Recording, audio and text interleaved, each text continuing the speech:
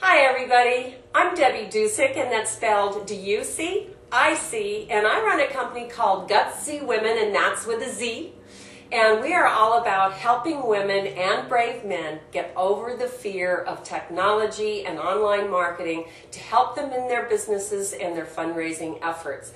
And I am here today with two of my favorite people. This is the second part in a series, possibly the third part in a series.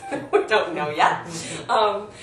Because we love talking about Web 2.0. And the last discussion was, what's the big deal? Everybody's talking about Web 2.0. What is it? Watch our previous one. We talk a lot about, in the previous video, about what is Web 2.0. And now we're going to talk about, is Web 1.0 really dead? In other words, what are people doing, what are entities doing differently in Web 2.0 that really is making a difference, and is that killing the old way of marketing? And so we're going to have that discussion. This is David Skul with Relativity Corp. And he's going to be talking sort of from the corporate business point of view. And this is Frank Klein. He is an educational expert, a technology expert. He has set up fiber optic networks across the state of Colorado. Very knowledgeable, these two guys.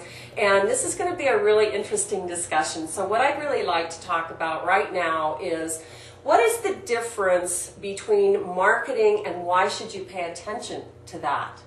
Because it's really making a difference in the way people are marketing. So we were just talking now about education. So I'm going to hand it over to Frank.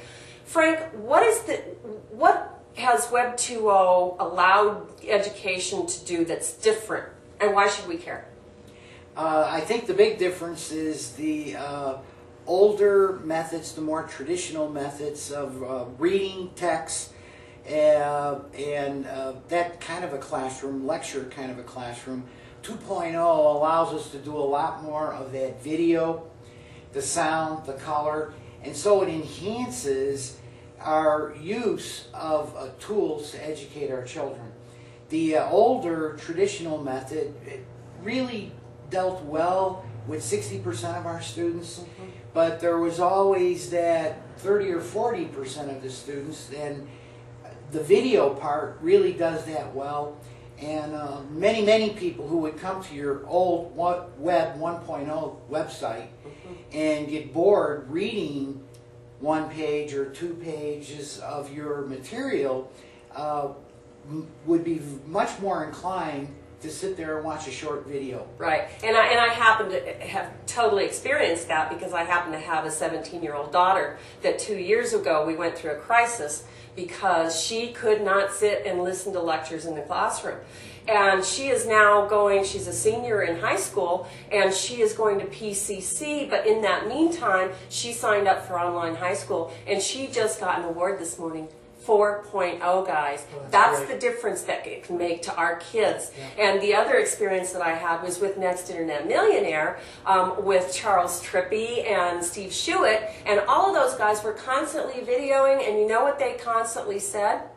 We don't want to read. If we have to go to a web page that is 24 pages long and we got to read for 15 minutes, forget it, I'm out of there. So, you know, that's a very good point. That's a very good point.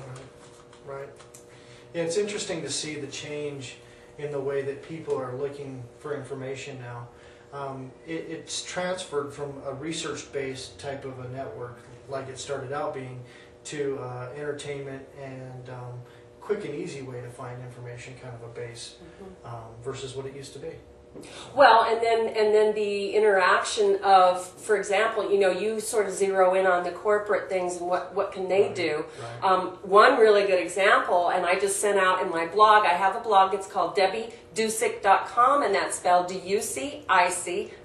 That is my blog. And I talk about in there Dove soap.